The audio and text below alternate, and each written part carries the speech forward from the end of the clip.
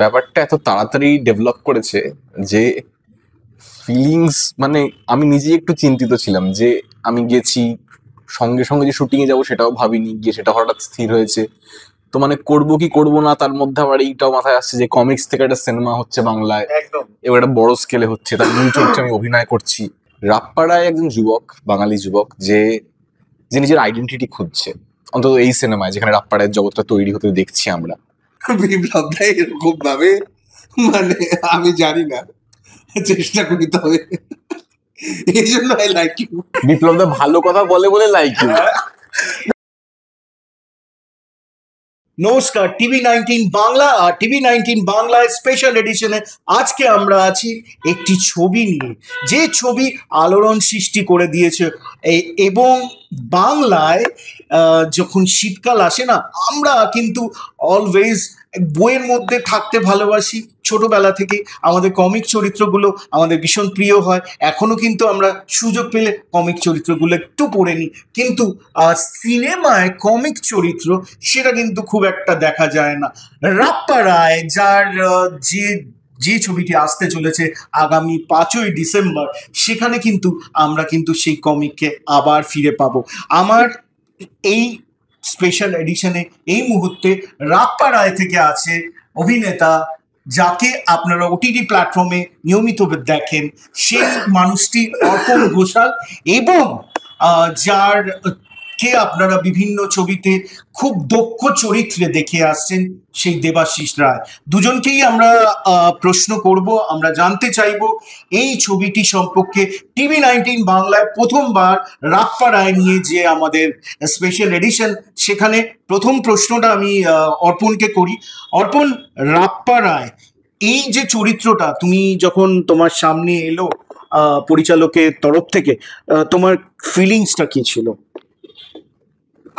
ব্যাপারটা এত তাড়াতাড়ি ডেভেলপ করেছে যে ফিলিংস, মানে আমি নিজেই একটু চিন্তিত ছিলাম যে আমি গেছি, সঙ্গে সঙ্গে যে শুটিং এ যাবো সেটাও ভাবিনি, গিয়ে সেটা হঠাৎ স্থির হয়েছে।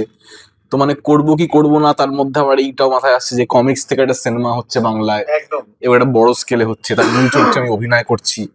তো এইসব উত্তেজনা, চিন্তা, দুশ্চিন্তা মিলে একটা অদ্ভুত মিক্সড ফিলিং ছিল। আর এই কাজটা তো ঘাড়ে ঘাড়ে হয়ে গেছে যে কাজটা করতে করতে না ওর ওইগুলো ভাবার খুব একটা সময় পাইনি, জাস্ট কাজের মধ্যে দিয়ে আমি চলে গেছি। রাপ্পা রায় চরিত্রে তোমার যে চরিত্রটা, আমাদের দর্শক যারা রয়েছে টিভি-19 বাংলা, একটু যদি বলো, বাকিটা তো হলে যাবেই এবং সবাই তো দেখবেই, জাস্ট আউটলাইনটা যদি একটু বলো। রাপ্পারায় একজন যুবক, বাঙালি যুবক, যে যে নিজের আইডেন্টিটি খুঁজছে, অন্তত এই সিনেমায় যেখানে রাপ্পারায়ের জগৎটা তৈরি হতে দেখছি আমরা। সে একজন কার্টুনিস্ট, ইলাস্ট্রেটর, যেটি সংবাদপত্রে চাকরি করে, কিন্তু তার বাইরেও সে কিছু করতে চায় যেটা শুধু তার প্রফেশনাল সত্তাটাকে সাহস যোগাচ্ছে বা পুষ্টি দিচ্ছে তা নয়। তার বাইরে সে এমন কিছু করতে চায় যেটা তার মানুষ সত্তাকে আরো পুষ্টি দেবে। তার যে সমাজের প্রতি কন্ট্রিবিউশন, তার যে ভালো লাগার শহরের প্রতি কন্ট্রিবিউশন, সেইটা সে দেখতে পাবে। এরকম কিছু কাজ সে করতে চাইছে এবং তার জন্য ঝুঁকি নিতেও ভয় পাচ্ছে না। যে ঝুঁকিটা হয়তো আমি ব্যক্তিগত স্তরে হয়তো আমরা নিই না অনেক সময়, কিন্তু সবারই মধ্যে থাকে যে ঝুঁকি নেওয়ার একটা ইচ্ছা। সেই ঝুঁকিটা সে নিচ্ছে এবং তারপরে সে কি কি বিপদের মুখোমুখি হচ্ছে, কি কি চ্যালেঞ্জ তাকে পার করতে হচ্ছে, সেটা নিয়ে রাপ্পা রায়। একদম। এবং এই মুহূর্তে আমার পাশে যে দুজন রয়েছে, তারা কিন্তু সত্যিকারে দক্ষতা, স্কিল্ড অ্যাক্টর যাদেরকে বলা হয়, তাদের মধ্যে অন্যতম এবং অন্যতর। এবং ওটিটি প্ল্যাটফর্মে যে জায়গাটা অর্পণ আজকে সবার সামনে নিয়ে এসছে, সেটা কিন্তু মানে সত্যি কথা বলতে অ্যাক্টিংকে কোন জায়গায় নিয়ে যেতে হয়। এবং আজকে ওটিটি প্ল্যাটফর্মে অন্যতম সেরা অভিনেতা অর্পণ ঘোষাল আজকে রাপ্পা রায় এই স্পেশাল এডিশনে আমার সঙ্গে রয়েছে। এবং এই মুহূর্তে আরেকজনের সঙ্গে আপনাদের আলাপ করিয়ে দেবো, টিভি-19 বাংলার যারা দর্শক রয়েছে, দেবাশিসকে আপনারা বিভিন্ন বড় পর্দায় বিভিন্ন চরিত্রে দেখেছেন। প্রত্যেকটা চরিত্র একে অপরকে বলছে আমায় দেখ। এবং রাপ্পা রায়তেও অবশ্যই দেবাশিসের যে ক্যারেক্টারটা, সেটা দেবাশিসের কাছ থেকেই আমরা জেনে নেব। দেবাশিস সত্যিকারের দক্ষ অভিনেতা, ব্যক্তিগতভাবে দেবাশিসের সঙ্গে কাজের অভিজ্ঞতা আছে। মানুষটি অভিনয়কে খায়, শোয়ে, মাথায় দেয়, সমস্ত কিছুর মধ্যে দেবাশিস রায় কিন্তু অন্যতম। দেবাশিস, ওয়েলকাম টু টিভি-19 বাংলা। কি বলবে? বিপ্লব দা এরকম ভাবে, মানে আমি জানি না, চেষ্টা করি তবে, এই জন্য আই লাইক ইউ। যাই হোক, ও বুঝলেন তো, মানে বিপ্লব দা ভালো কথা বলে বলে লাইক ইউ। সত্যিকারের ভালো মানুষ, একজন ভালো অ্যাক্টর, স্কিল্ড অ্যাক্টরকে সম্মান জানানো আমি মনে করি। এবং আমার পাশে অর্পণ রয়েছে। অর্পণ অবশ্যই আজকে ওটিটি প্ল্যাটফর্মে অর্পণের ভূমিকাটা নিয়ে আমার কোনো সংশয় নেই, খুবই ভালো অ্যাক্টর। এবং দেবাশিসকে পার্সোনালি চিনি বলে জানি না, একজন অভিনেতা হিসেবে সত্যি দক্ষ। এবং দেবাশিসকে যে কথাগুলো আমি বললাম, এটা আপনারাও কিন্তু উপলব্ধি করতে পারবেন। হ্যাঁ, আমি এবার বলি যে thank you Biplab da, thank you so much, thank you Arpan da. বলে যে রাপ্পা রায়, প্রথমে আমি বলি যে একটা খুবই বিখ্যাত একটা কমিক্স রাপ্পা রায় থেকে নেওয়া। রাপ্পা রায় fullstar.com আমরা যে ছবিটা করেছি, যেটা 5ই ডিসেম্বর রিলিজ করছে, সুযোগ বন্দ্যোপাধ্যায়ের লেখা।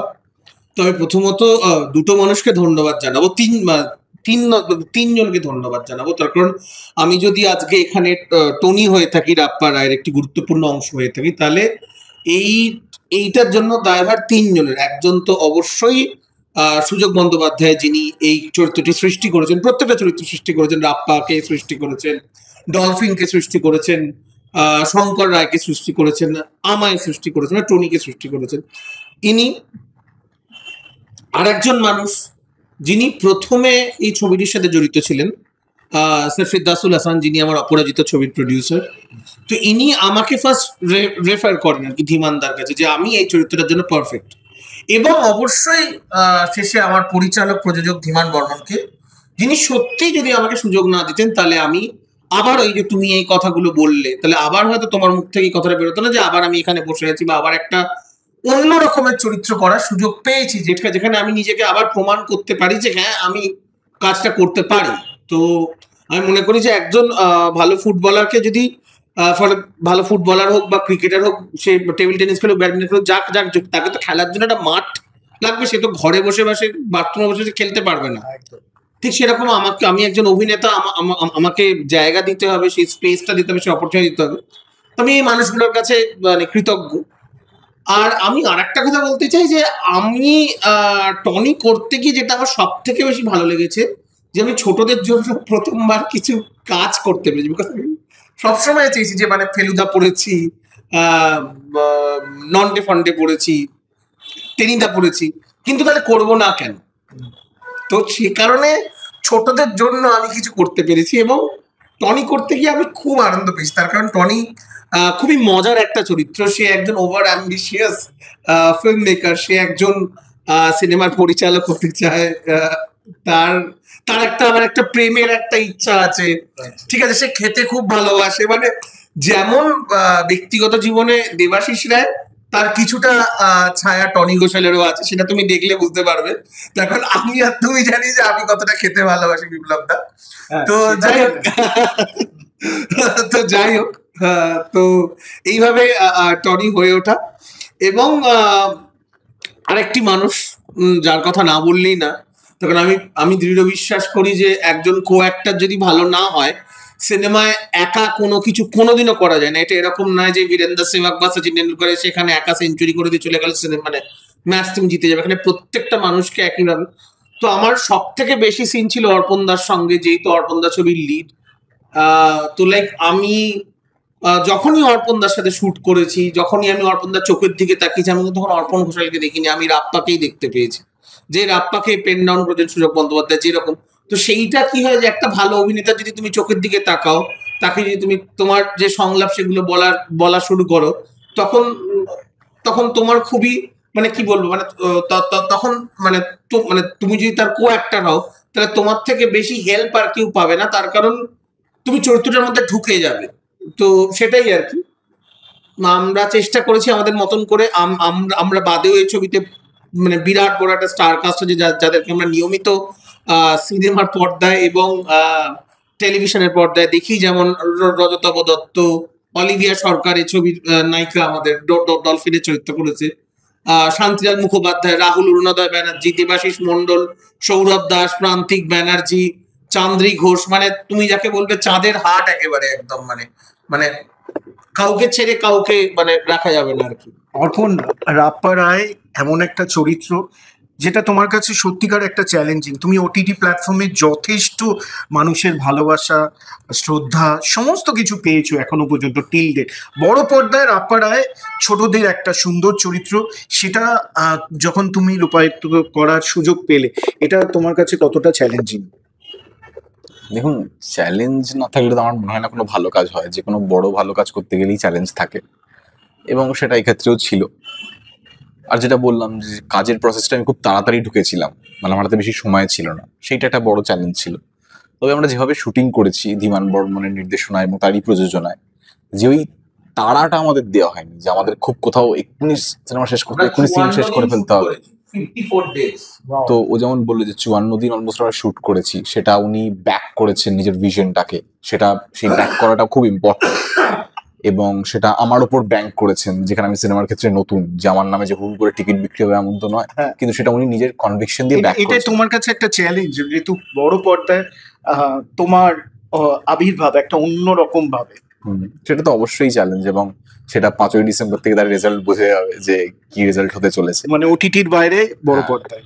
তো আমি হোপফুল এই জন্য যে আমি ছাড়াও আরো অনেক মানুষ এই সিনেমাটার জন্য পরিশ্রম করেছে, তাদের সময় দিয়েছে। তোমার এক্সটেন্ডেড ফ্যামিলি যে রাপ্পারায় রয়েছে, তাদের সম্পর্কে যদি দু চারটে কথা বল। আমি খুব এনজয় করেছি পুরো শুটিং প্রসেসটা। শান্তিদা, দেবাশিস, অলিভিয়া, সভ্যদারও নিজের সিনেমা আসছে, সাধক বামাখ্যাপা, তারপর সৌরভ দা, প্রান্তিক দা, এরা মানে খুব হেল্পফুল, মজা করেছি আমরা। অনেক সময় আমি হয়তো ঝুঁকি নিয়ে একটা স্টান্ট করেছি, ওরা আমি বলে রজত, রনিদা আছে, রনিদার সাথে খুব কম সিনই ছিল, কিন্তু উনি একটা সিনের খুব ইম্পর্টেন্ট পার্ট। দেবাশিস মন্ডল আছেন, তো এরা অনেক সময় আমায় পরামর্শ দিয়েছে। মানে প্রত্যেকেই ওই ব্যাপারটা একটু আগে বললাম না, একে অপরকে দেখ কতটা আমি ভালো, মানে এতটাই ডেপথ অভিনেতাদের সঙ্গে কাজ করতে পেরে, মানে তোমার এবং দেবাশিসের, আমি দেবাশিসের পয়েন্ট অফ ভিউ নেবো যে কিরকম লাগলো, মানে প্রত্যেকেই তো ওজন অনুযায়ী তারা কিন্তু মানুষের মনের মধ্যে একটা বিশাল দাগ কেটে আছে। এটা খুবই, মানে আমি এই জন্য ওদের হেল্পফুল বলছিলাম, যে কখনো ওরা এইটা দেখাতে যায়নি যে এই সিনটা আমি ভালো করছি বা ওরা উল্টে, মানে আমার মনে হয় অভিনয়টা একটা ফুটবলের মতো একটা টিমে, যেখানে বল পাস না করলে গোলটা হবে না, তো বারবার সেটাই করার চেষ্টা হয়েছে, এবং তার জন্যই আমার মনে হয় সিনগুলো ভালো লাগে। দেবাশিস, ডেফিনেটলি তুমি এখনো পর্যন্ত প্রচুর মানুষ তোমাকে ভালোবেসেছে, এবং তুমি যাদের সঙ্গে অভিনয় করেছো, গতকালই জিতের বার্থডে গেছে, তো এইরকম মানুষের সঙ্গে তোমার অভিনয়, এবং সবচেয়ে ইম্পর্টেন্ট যে ছবিটা মানুষের দাগ কেটে গেছে, সেই ছবিটার মধ্যেও তোমার একটা ফটোগ্রাফারের চরিত্র ছিল। তুমি এখনো পর্যন্ত এত মানুষের সঙ্গে অভিনয় করেছো, যাদের সঙ্গে স্ক্রিন শেয়ার করেছো, রাপ্পারায় যারা রয়েছে এই মুহূর্তে, যারা প্রত্যেকেই আমাদের ইন্ডাস্ট্রির ওই ব্যাপারটার মধ্যে রয়েছে, একদম ভারী ভারকাম যাকে বলে না, কে কাকে বলবে তুমি সেরা, সবাই তো সেরা। দেখো, আমি না বিপ্লব দা কোনোদিনও মানে সেরাই বিশ্বাস করি না যে কে কার কম্পিটিশন, বিকজ আমি একদম কম্পিটিশনে যাই না। আমি বিশ্বাস করি, যেটা অর্পণ দা বললো খুব সুন্দরভাবে বোঝালেন, যে আমাদের সিনেমাটা হচ্ছে বা অভিনয়টা হচ্ছে একটা ফুটবল গেমের মতো। আমরা যদি পাস যদি না ঠিকঠাক ভাবে যদি না দিই, যদি ডায়ালগ থ্রোয়িং বা কিউ যদি ঠিকঠাক না ভাবে নি, একটা সিন পুরোপুরি শেষ হয়ে যায়। তো আমি যখন সিন করি তখন আমি একবারও মনে করি না যে আমার সামনে কে দাঁড়িয়েছেন, মানে লালটু মন্ডল দাঁড়িয়েছেন নাকি অমিতাভ বচ্চন দাঁড়িয়েছেন। তো আমার সামনে যদি অমিতাভ বচ্চন দাঁড়িয়ে থাকেন, আমি সেরকম ভাবেই অভিনয় করবো। যদি লালটু মন্ডল দাঁড়িয়ে থাকেন, যিনি কাল থেকে অভিনয় করছেন, আমি সেরকম ভাবেই অভিনয় করবো। তো হ্যাঁ, তবে আমি ভাগ্যক্রমে কিছু কিছু মানে কি বলবো, মানে বড় অভিনেতা বা ছোট অভিনেতা বলবো না, কিছু শ্রেষ্ঠতম অভিনেতাদের সাথে কাজ করি, যারা শুধুমাত্র মানে আকারে বড় অভিনেতা না, তার প্রথমত একজন বড় মানুষ। যেমন তুমি জিদ্দার কথা বললে, 2019 আমি যখন বাচ্চা শিশুর করতে যাই, সেটা একটা ব্রিলিয়ান্ট এক্সপিরিয়েন্স ছিল। এবং আমার প্রথম ছবি ছিল বাচ্চা শিশু, এবং 5 বছর বাদে যখন আমি গতকাল যখন আমি এই ভিডিওটা শেয়ার করেছি, বাচ্চা শিশুর 43 সেকেন্ড, তো সেটা জিদ্দার খুব ভালো লেগেছে, আমি শুনেছি, এবং জিদ্দার শেয়ারও করেছে ইনফ্যাক্ট ফেসবুকে, এবং সেটা একটা ভিউ হয়েছে। তো সেটা আমার সব থেকে বেশি এটা ভালো লাগে যে 5 বছর বাদেও উনি কিন্তু আমাকে সেই রেসপেক্টের সাথে দেখে। ইনফ্যাক্ট আমরা যখন বম্বেতে খাঁকি করছি জিদ্দার সঙ্গে, আমার তখন একটা বার্ন ইঞ্জুরি হয়, প্রায় 2nd ডিগ্রি বার্ন ইঞ্জুরি হয়, জানো, তার কারণ ওটা অনেক আর্টিকেল হয়েছে, এবিপি আর্টিকেল। তো লাইক সেই সময় জিদ্দা আমাকে আলাদা করে ডেকে জিজ্ঞাসা করেছিলেন, তুমি কেমন আছো, তোমার কি কোনো সাহায্য লাগবে তাহলে বলো, কোনো কিছু বলতে ইতস্তত বোধ করে। দিস ইজ হোয়াট, মানে আমি বলছি যে এরকম বা ধরো আমি যখন মানে মল্লিকা শেরাবতের সাথে কাজ করেছি নাকাবে, বা বিজেন্দ্র কালেজের সঙ্গে মাস্কে কাজ করেছি, রিসেন্টলি আমি গজরাজজির সাথে একটা ছবি করে এসেছি বম্বে থেকে, তো বা আমি রাপ্পাতে অর্পণদার সঙ্গে কাজ করেছি, আমি তার মানে কিন্তু আবার এটা বলে দিল যে আমি কার সাথে কাজ করলাম, বিকজ আমার সবসময় এটা মনে হয় না যে বড় অভিনেতা হয়, ইনক্লুডিং অবশ্যই অর্পণদা, যখন আমি বলছি যে রাপ্পাতে ফিরে এসে আবার বলছি যে আমি না কোনোদিনও ভাবতে পারিনি যে আমি এই হেল্পটা পাবো অর্পণদার থেকে, বিকজ অর্পণদার আগে একজন অভিনয় করছিলেন রাপ্পার চরিত্রে, মোরালেস আমরা তাকে চিনি, তিনি খুবই নামকরা অভিনেতা। প্রায় 7 দিন তার সাথে আমি 7খানা সিন করি, এবং তার আগে আমি 1.5 মাস তার সাথে ওয়ার্কশপ করি। চন্দন সেন মানে বিখ্যাত থিয়েটার অ্যাক্টর অভিনেতা, এবং সবাই জানেন চন্দন সেন কে, তো যারা তাও অনেকে তো লাইক পড়ে জন্য বললাম, চন্দনবাবুর কাছে আমরা ওয়ার্কশপ করি, এবং আমার সত্যি সৌভাগ্য হয়েছে ওনার সান্নিধ্যে কিছু শিখবার। ও ওই ওই পার্টিকুলার অভিনেতার সাথে আমি নাম করেই বলছি, সৌম্যদা, সবাই জানেন সৌম্য মুখার্জি আগে এই চরিত্রটা করছিল রাপ্পার। সৌম্যদার সাথে আমার একটা বিরাট একটা ফ্রেন্ডশিপ, মানে একটা বন্ডিং তৈরি হয়, এবং আমি খুব খুশি ছিলাম যে সৌম্যদা রাপ্পা করছে। কিন্তু ফাইনালি 7 দিন করার পরে আমাদের প্রযোজক পরিচালক ধীমান বর্মনের মনে হয় যে উনি যাচ্ছেন না কোনোভাবে ক্যারেক্টারের সাথে, এবং সৌম্যদা গট রিপ্লেস বাই অর্পণদা। আমি প্রথম দিন যেদিনকে অর্পণদাকে ফ্লোরে দেখেছিলাম এসে, আমি 8 ঘন্টা আগেও জানতাম না যে অর্পণদা চরিত্রটা করছে। আমি জানি সৌম্যদার সাথে আমি সিন করব, এবং দুপুর 2টোর সময় আমি যখন ফ্লোরে ঢুকে দেখছি যে শান্তিলাল বাবুর সাথে অর্পণদা ডাইনিং টেবিলে বসে সেম সিনটাই করছে যেটা সৌম্যদা করে গেছে, আমার না সেই মানে ভূত দেখার মতন অবস্থা হয়ে গেছে।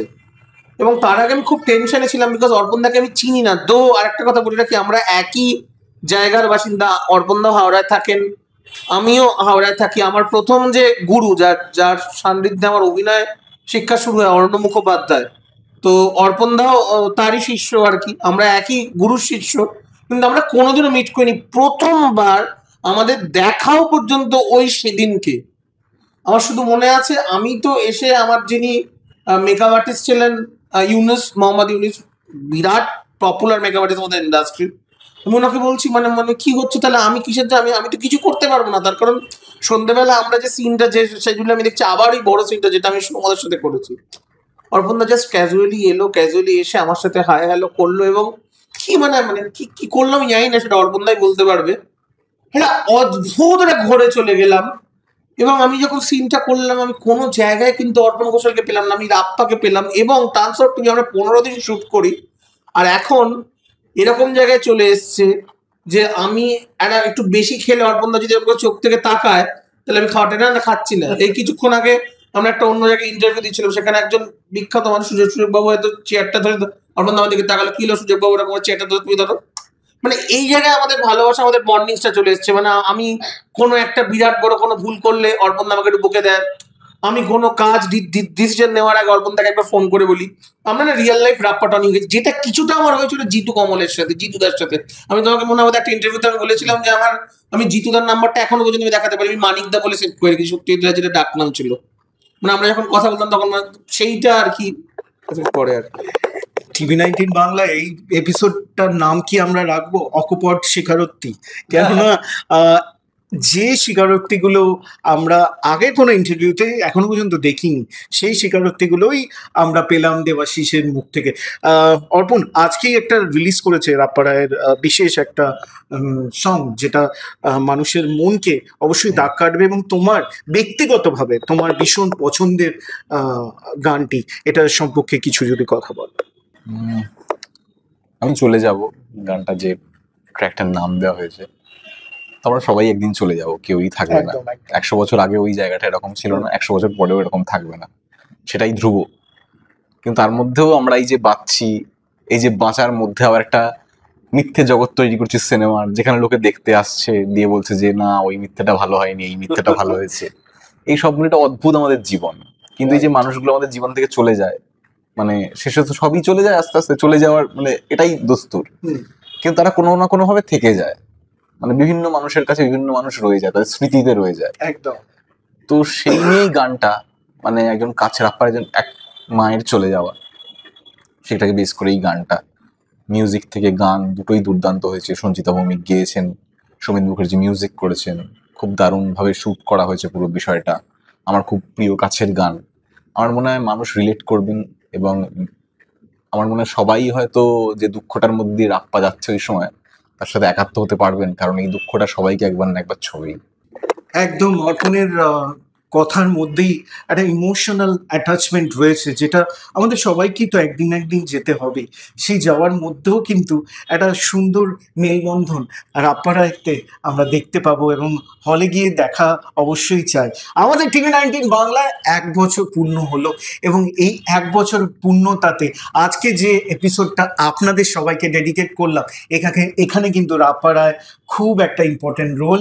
এবং অবশ্যই আপনারা যারা ওপারে রয়েছেন, যারা আমাদের সঙ্গে গত 1 বছর ধরে TV19 বাংলাকে এগিয়ে নিয়ে চলছেন, তাদের জন্য অনেক অনেক শুভেচ্ছা এবং আন্তরিক ভালোবাসা রইল। এবং যেতে যেতে এই 1 বছরের যাত্রায় আমরা অবশ্যই আরও 2 জন অভিনেতাকে পেলাম, নিজেরা সমৃদ্ধ হলাম। আমার বাদিকে যিনি রয়েছেন অর্পণ ঘোষাল, আপনারা অবশ্যই তাকে ভালোবাসা দিয়েছেন এবং আগামীতেও দেবেন।